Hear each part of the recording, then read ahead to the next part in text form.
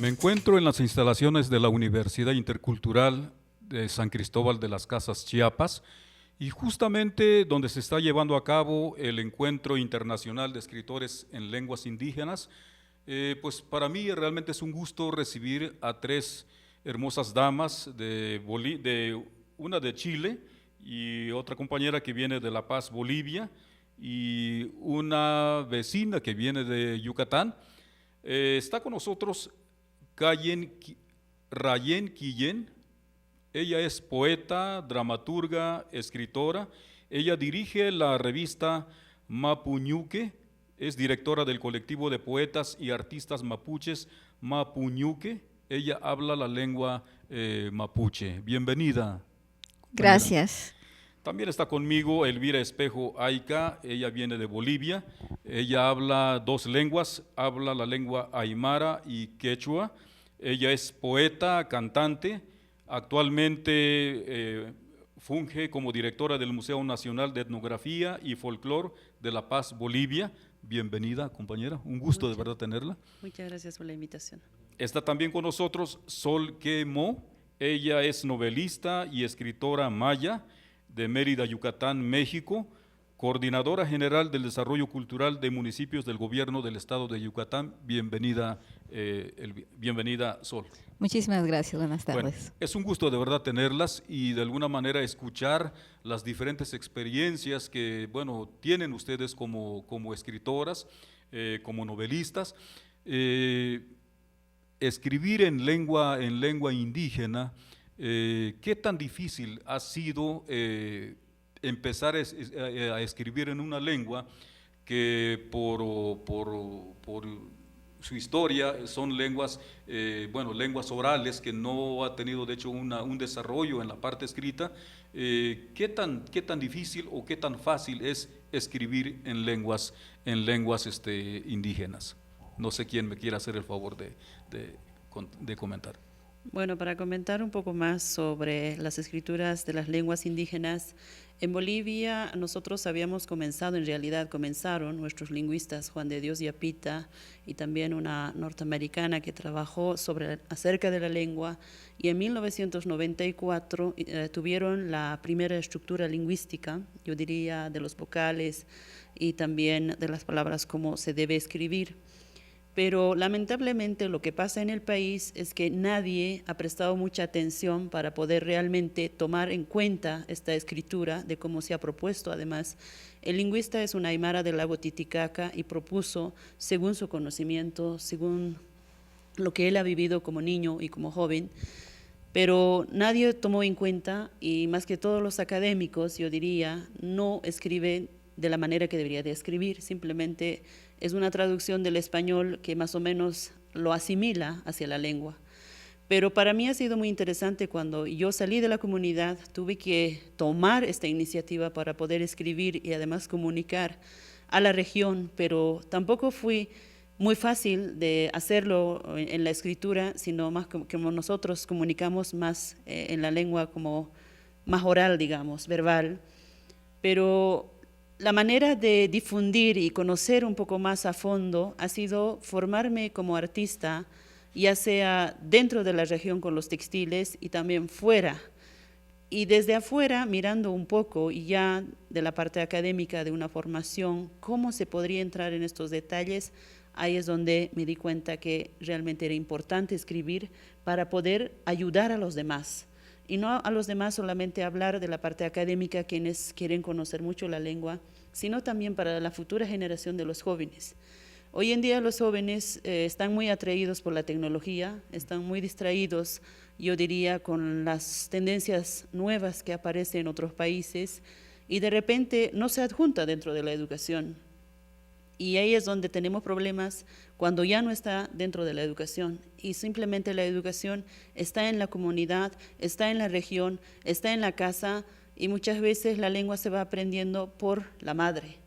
Y yo quise aportar realmente para mi comunidad, pero también para las otras personas que tengan interés en la lengua, y así pudiendo comunicarnos mejor, yo creo que podemos armar nuestros propios pensamientos, nuestros propios conocimientos para poder superar y además agregar un valor agregado de una calidad como se lo debe, porque muchas veces creemos en los estudios académicos que hacen el trabajo, pero también falta la esencia del conocimiento de la comunidad o de la región, porque cuando uno habla la lengua, la comunicación es distinta.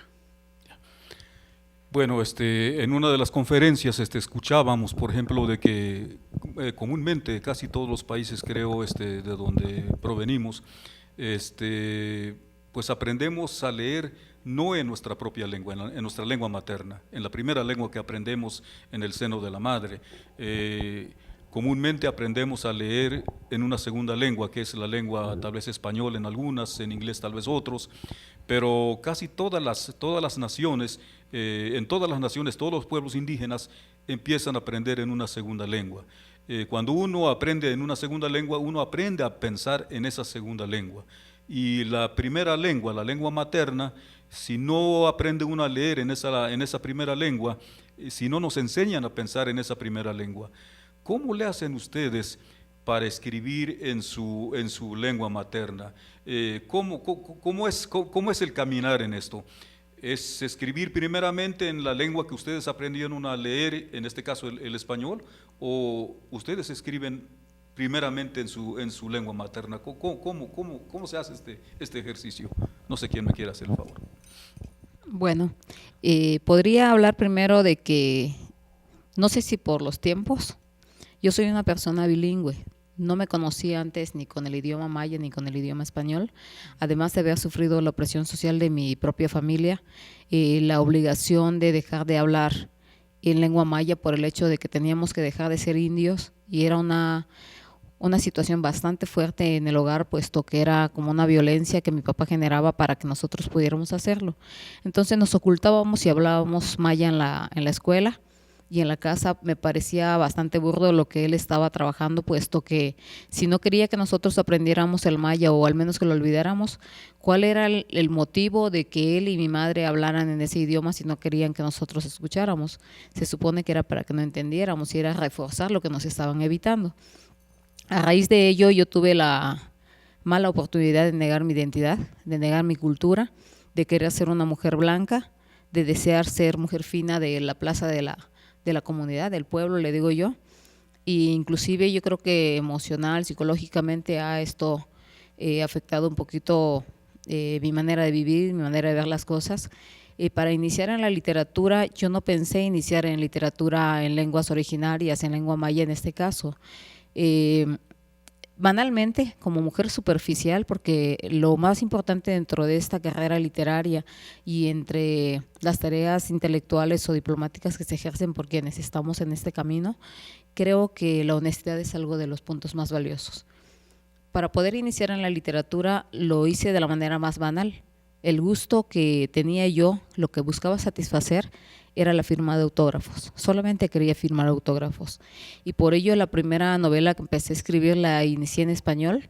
Es una novela inconclusa hasta la fecha de hoy. Es sobre Víctor Jara.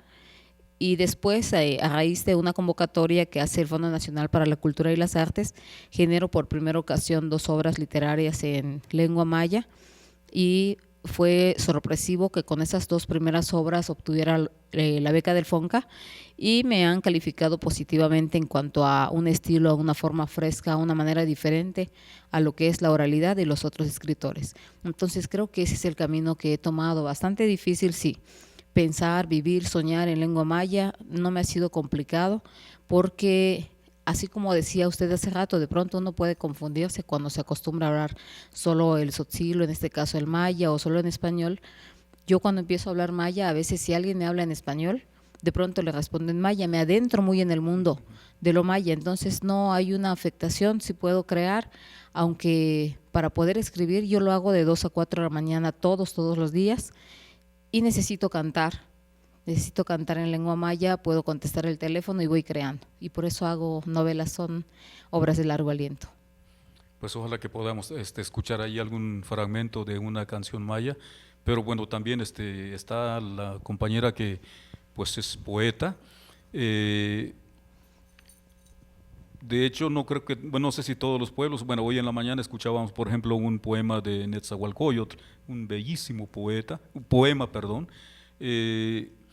Pero cuánto ahora en estos tiempos, por ejemplo, las nuevas generaciones, cuánto aprecian lo que se crea, los cuentos, las novelas, los poemas.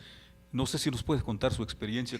¿Cómo es la aceptación de los jóvenes actuales, poemas, por ejemplo, en las lenguas maternas? Mira, un poco yo te voy a contar cómo me inicié, ¿no?, en esto de la literatura. Yo escribí muchos años cuando era muy joven, principalmente obras de teatro, ¿no?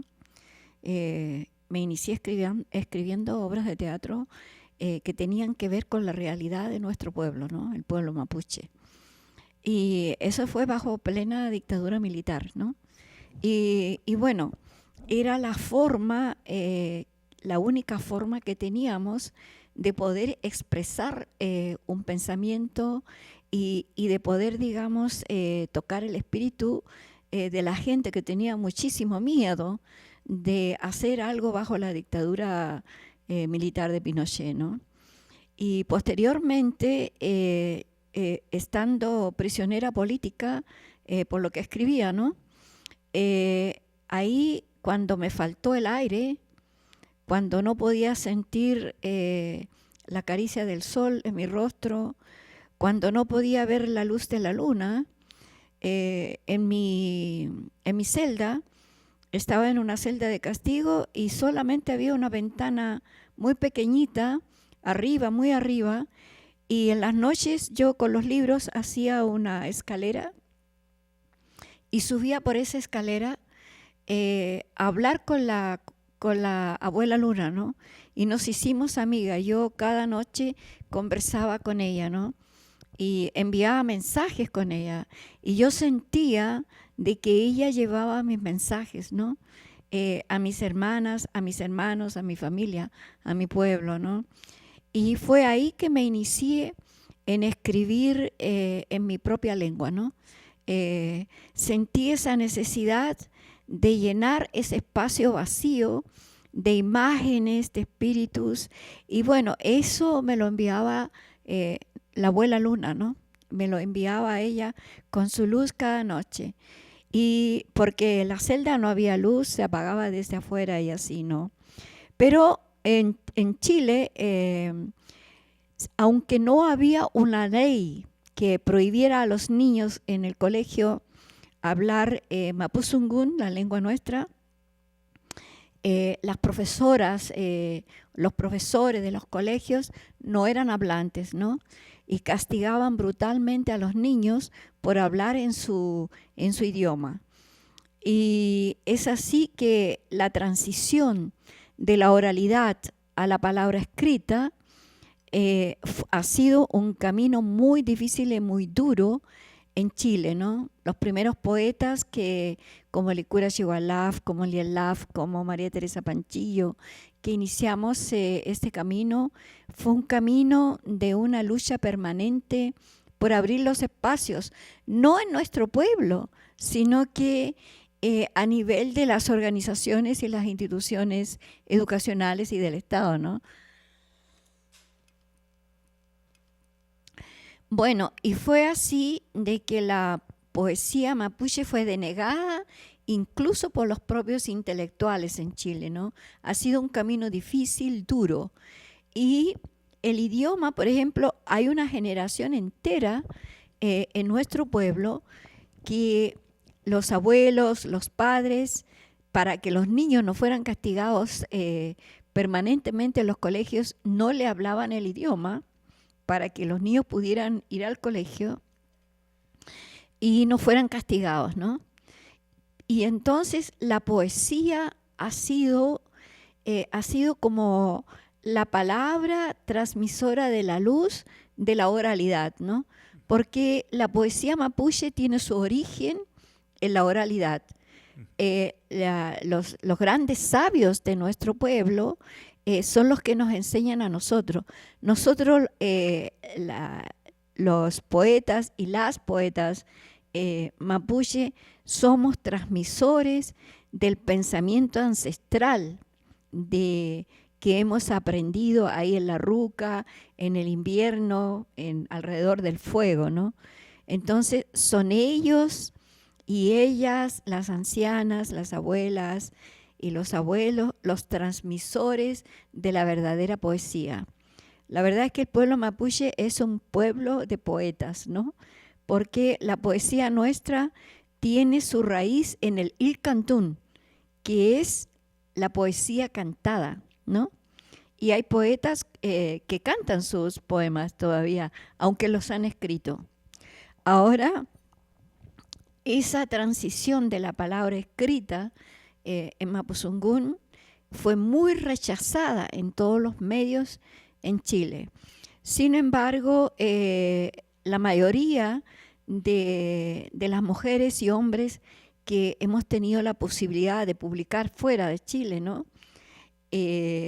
Y hemos sido escuchados en otros países, hemos abierto las puertas al mundo hacia la palabra del mundo mapuche, hacia, digamos, la historia, la cultura y toda esa tradición rica que hay en nuestro pueblo. Y por eso yo soy un amante de la poesía, ¿no? Y es un camino muy duro. Por ejemplo, yo tengo toda mi obra literaria publicada fuera de Chile. En Chile yo no tengo libros publicados y son autoediciones muy humildes las que tengo en Chile porque no me publican, ¿no? Y con muchos poetas mapuches pasa eso, ¿no? Mujeres y hombres. Pero cada día hay más y más y más poetas. Y los niños hoy día quieren ser poetas. Ah, yo quiero ser poeta, dicen, ¿no? Los niños pequeños y qué sé yo. Yo hace poco, en el mes de junio, a mí me gusta mucho trabajar con niños, ¿no? Entonces me fui a la comunidad y estuve en varias comunidades haciendo talleres culturales con la poesía, ¿no? Y los niños allí me decían, ay, Rayén, pero si yo quiero ser poeta, dame tu dirección que te voy a escribir y te voy a mandar mis poemas que voy a empezar a escribir ahora. Entonces esa alegría de niñas y niños es lo que nos incita y nos invita a seguir adelante.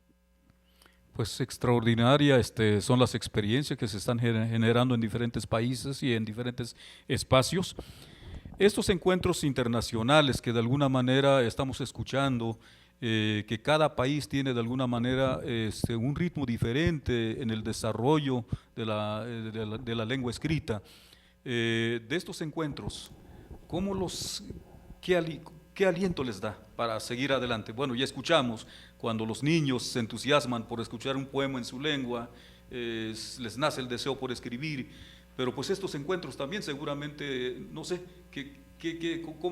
¿cómo los alimenta para seguir en este trabajo tan fascinante? Mira, en estos encuentros son ricos en sabiduría y el intercambio, o sea, yo aprendo de cada poeta, aprendo acá de nuestra hermana, ¿no? De cada uno y cada una de nosotras, ¿no? Aprendemos y el intercambio de culturas, de lenguas, de expresión poética, va abriendo caminos en el mundo también, ¿ya? Entonces, eso nos enriquece a nosotras, las poetas, porque vamos aprendiendo y vamos también viendo que el camino poético no es tan fácil en todas partes, ¿no? No sé si alguien más quiere compartir su experiencia pues todavía son horas que llevamos en este encuentro, pero pues de hecho ya se ha generado muchas cosas, hasta yo también me quisiera volver escritor porque pues no he tenido esa fortuna de hecho de meterme a escribir algo y pues sí siento ese deseo, no sé si alguien más quiere compartir su experiencia. Pues yo creo que bueno, estamos escuchando de hecho diferentes percepciones de lo que está pasando. Pues como estamos escuchando, yo creo que cada país tiene de hecho diferentes ritmos, de hecho en sus avances y bueno, yo creo que esta es una muestra clara, ¿no? Y pues pues ojalá, yo creo que queda un trabajo muy fuerte para la Universidad Intercultural, sede de este pues encuentro realmente extraordinario. Su opinión con respecto al encuentro. Bueno, el encuentro para mí es muy interesante porque no es un encuentro en común que siempre se lleva en todas las partes del mundo, un evento internacional de distintas formas y maneras de debates y conocimientos. Para mí este evento es muy especial porque es un evento netamente de nuestras lenguas y nuestros conocimientos y de nuestras regiones como país Latinoamérica. En ese sentido, yo creo que sí es muy importante, quienes podrían escuchar son los jóvenes.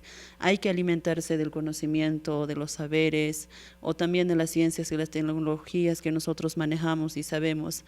En este evento no está cualquier otra persona, son personas que tienen mucha trayectoria, son personas que han trabajado bastante en distintas temáticas, ya sea poesía, ya sea canto, ya sea acerca de las ciencias, ya sea acerca del comercio, etcétera, etcétera, que es necesario entender a fondo, y uno cuando va entendiendo a fondo va reflexionando de lo que pasa en otros países y cómo nosotros podríamos mejorar. Estas son las mejores preguntas que podría suceder en el evento. Cuando esperamos 1.000.000 de preguntas, pues en este momento, como acaba de lamentar, lo que está pasando realmente es triste, porque tenemos que escucharnos entre nosotros, quienes participamos de este evento, y además venimos de lejos, ni siquiera somos del país mexicano en sí, y en ese sentido sí es muy preocupante, pero para mí es un honor estar aquí en esta tierra, porque así aprenderé también de México y aprenderé también la reflexión que da estas personas que tienen mucha trayectoria, y así puedo repensar y pensar mejor en mi territorio, en mi lugar o en mi comunidad, para que yo pueda dar esta luz y esta comunicación a los demás. Hay que transmitir. Yo sé que en este momento es muy complicado, pero a futuro podemos mejorar. Con esta experiencia hay que lograr de mejorar, y hay que dar más fuerza, hay que dar más ánimos, que tenga espíritu esa juventud de escuchar y poder entender a fondo quiénes somos, cómo replanteamos y cómo podríamos usar esta arma de conocimiento, porque la tecnología viene gracias a eso. La tecnología no viene simplemente desarrollado afuera. Uno de estos conocimientos muy interesantes en mi país, yo diría desde los Andes, que sucede, es por ejemplo los códigos de barra de quipu. El quipu simplemente era un amarro de nudos que estaba en los hilos de textil, y luego lo pasaron a códigos de barra de la computadora que se ha construido. Y gracias a eso, así va la tecnología apropiándose. Por ejemplo, si uno piensa bien el textil a fondo, si uno conoce bien quién ha inventado Toyota, por ejemplo, fue un tejedor, una persona que tejía en una comunidad en Europa, y ha dicho, ¿por qué no hacer la velocidad para un auto? Y lo hizo. Y así es como se va inventando las tecnologías. Lo que pasa es que los jóvenes ni entienden ni saben la historia de estos conocimientos, cómo se va traspasando a las tecnologías modernas. Y yo creo que en ese sentido nos podría dar mucha inspiración. Hoy en día, por ejemplo, se habla demasiado, yo diría, de vivir bien, o se habla, no sé, sobre el cambio climático. Pero si uno conociera nuestras tradiciones y culturas, para poder entender estos conocimientos, cómo fue en el pasado y cómo hoy en día toma esa reacción con las cosas químicas, uno podría superar los problemas. Y de eso se trata. Un joven, cuando tuviera una información más clara, probablemente puede replantear algo más nuevo.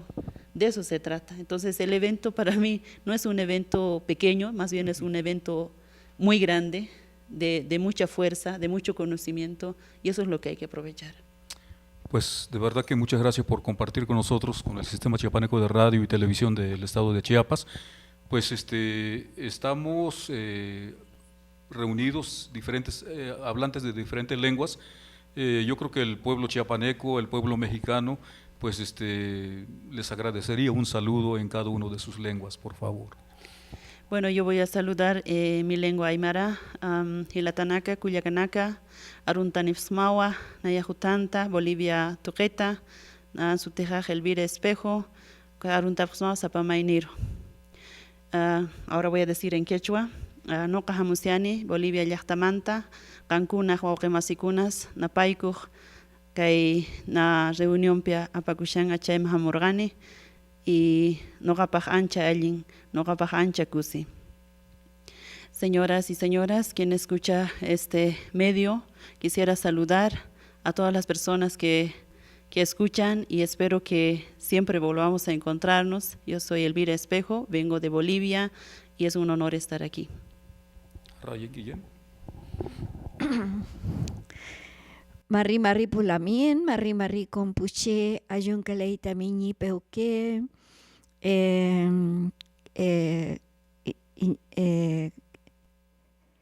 ka sugun mapusungun, ka antu, antu und kakiyen. Bueno, buenas tardes, hermanas y hermanos. Buenas tardes a toda la gente. Mi nombre es Rayen Guillén y he hecho un saludo en Mapuzungún, la lengua de la tierra que habla, del territorio, el país mapuche de Chile y también del país mapuche de Argentina, ¿no? Nosotros vivimos en ambos lados de la cordillera y mis agradecimientos a este gran encuentro de las lenguas indígenas y también mis agradecimientos, digamos, a quienes han hecho posible este evento. Kikitantaba si Chile akabjela ku kimaksha hingot mentani wuyi ku vino bechaja un pe malo meya vale que talam ki wil tile kinhela kintuklke lueitro melo ta tiuhel kino vale tibejlae que mahashta kimakinwoli kinkashantika nats aktulakal tankele mo beshan lowa yano tiola beyo ahotobash meya tank betik tulakal machukutalo tijehelas lumilo tu yokolka la tene kitsaikni bolalil. Pues de verdad muchas gracias por haber aceptado la invitación y gracias por compartir estos pensamientos pues importantísimos para el desarrollo de nuestras lenguas y culturas indígenas. Muchas gracias. Gracias. Y a usted que nos hizo el favor de ver, muchas gracias.